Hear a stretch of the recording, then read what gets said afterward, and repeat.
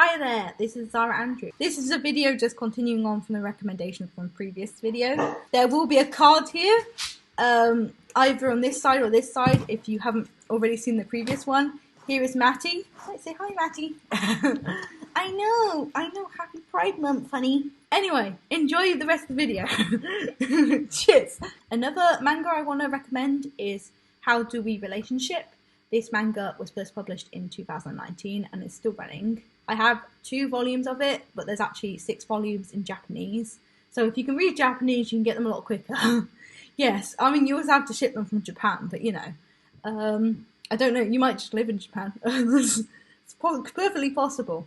So this follows the story of Miwa, and she's just starting college. It's made clear very quickly that she's gay, but there's like a lot of guys interested in her at her new college. I don't know, it's the ultimate trope basically of like, oh no, I don't like guys, but they're all chasing after me. One of the men interested in her are Tsuruta, who expresses his attraction to her when Miwa's drunk, which isn't the best time to probably tell them that you like them, but you know, liquid courage. Miwa being extremely shy basically, and like doesn't want to tell him that she's gay. And also just is worried about the issues if she tells him she's gay, because she's worried. It's like she doesn't know this guy very well.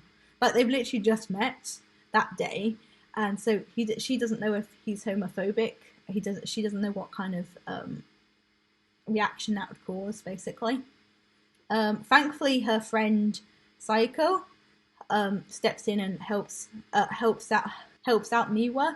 And explains that Tsuruta can't just ask Miwa to go out with him if they barely know each other. And it's like, you know, she's very shy and she needs some space, man. You need to schmooze her a bit before you try and ask her out on a date. At the same time as this is happening in the story, Miwa and Saiko have also been like expressing an interest in each other. For example, Saiko makes a comment about Miwa's large boobs on like when they first meet, and is very protective of Miwa. Like for example, when she's drunk and they have to deal with Tsuruta. Miwa similarly displays interest towards Saiko when they first meet, agreeing to join a band even though she's very shy, and even agreeing to go to a bar together with some of their friends, which as a shy person I'm guessing would be like a big deal. When they are both leaving the bar, they're both kind of drunk and they both admit that they're gay to one another, and they're like, fantastic, we're both gay, there's not many other gay people probably here, we'll just start dating each other. And that's basically how they start dating. I think it's a very unconventional way to start dating. I was kind of sat there and was like, how many gay people are there in Japan? I'm like, yeah. I was like, obviously there's not many.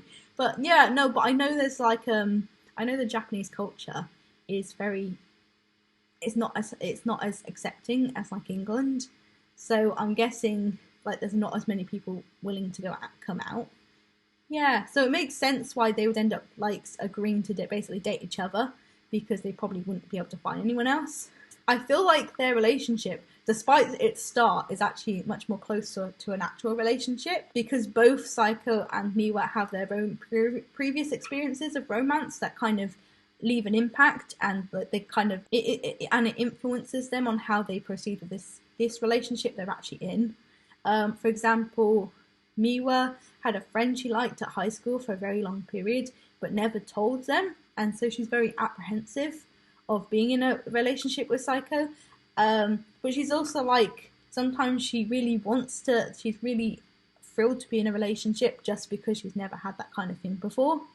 Then also, Saiko seems to have been like in a very emotionally abusive relationship before, and so basically she's like, as a coping mechanism, whenever they're trying to have a difficult conversation, she like tries to resort to sex and be like, oh yeah, we'll just have sex.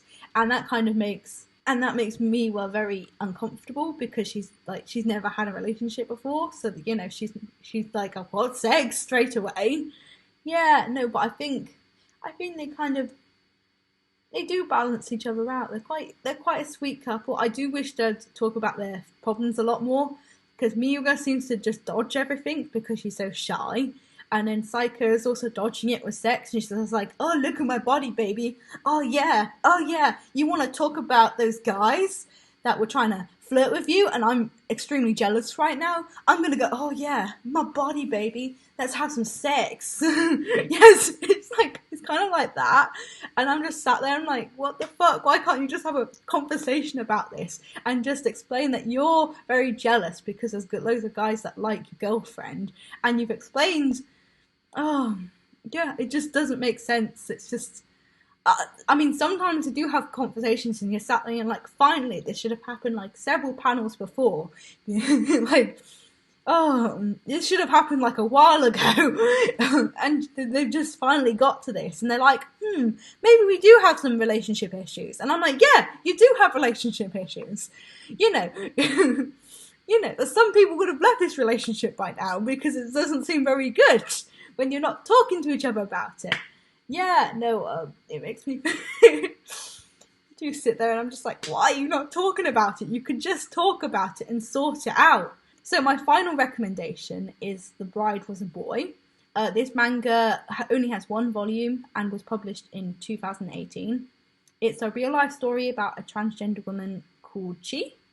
And she discusses how she came to marry her husband, who she calls Husband Kun.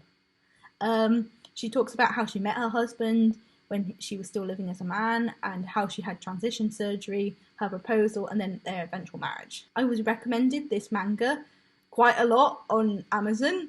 Like, it just kept coming up in my recommendations, and I kept looking and thinking, oh, I don't have the money for it right now. And then finally I had the money for it one day, and I was like, yeah, we're gonna buy it with a ton of other LGBTQ plus manga. And so I bought it. I was really drawn to the art style because it's very simplistic and it's very cute and adorable, and I just love it. And I also really love that the first 20 pages when you're reading it are like in colour, because that never happens. Like, everything's always in black and white, and it's I just want more colour.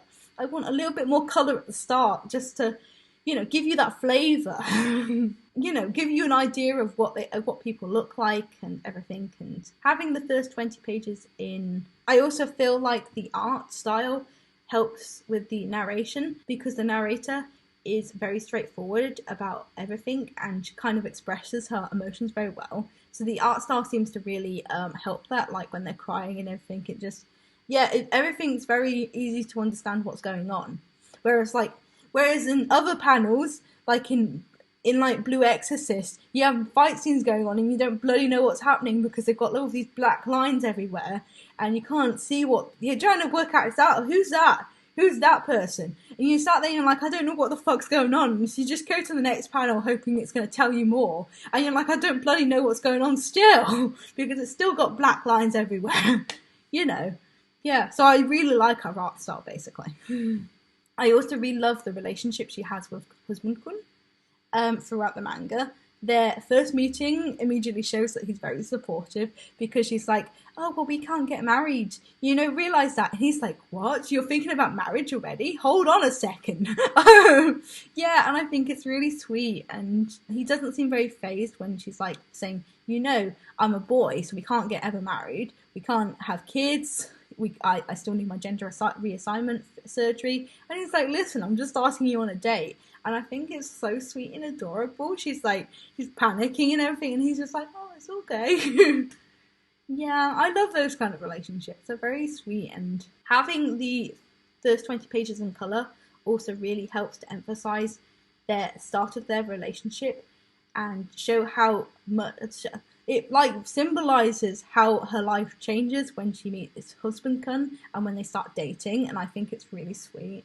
And also they just have, at the end, they have the last page of colour is like the LGBT flag, and they're explaining it, and it's adorable.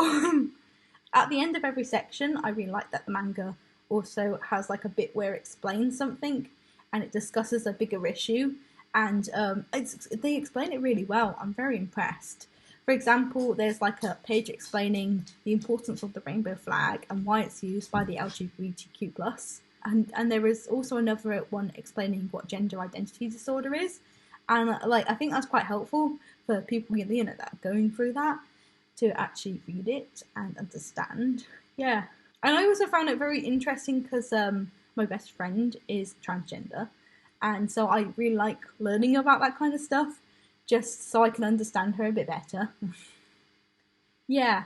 There is also a particular section I found really interesting when they were explaining why some people might decide not to legally change their gender, because basically they used the example of two women, and one of them was transgender, but they couldn't legally change their gender because otherwise they wouldn't be able to be married, basically, because I didn't realise same-sex marriages were still illegal in Japan, which was pretty bad of me. I mean, they only legalised it in England very recently, so they only did it a couple of years ago. So yeah, no, I mean, it makes sense with Japan because I know they're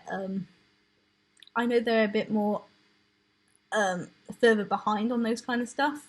But yeah, no, it really makes you think about it. Basically, like, it's a real shame because you should be allowed to change your gender and still be allowed to be married to the same person. It's a real thought-provoking thing. I got all of these manga on Amazon, so if you're interested, I would suggest you check them out on there, because I don't know where else to get them from. When I was on Amazon, I did use Smile.Amazon. When you use Smile.Amazon, it uses a little bit of the money you've paid goes towards a charity. I have mine currently set to Stonewall Housing Charitable Foundation, which is located in London. So if you want to buy them, also help out an LGBTQ plus charity while you're at it. The Stonewall Housing Charitable Foundation helps to relieve lesbian, gay, bisexual and transgender persons in conditions of need or hardship by providing or assisting in the provision of accommodation, information, advocacy and advice. And I know it just sounds like an ad for Amazon right now, but I think it is a very important thing to that they have, so that you can actually raise a tiny bit of money for charity.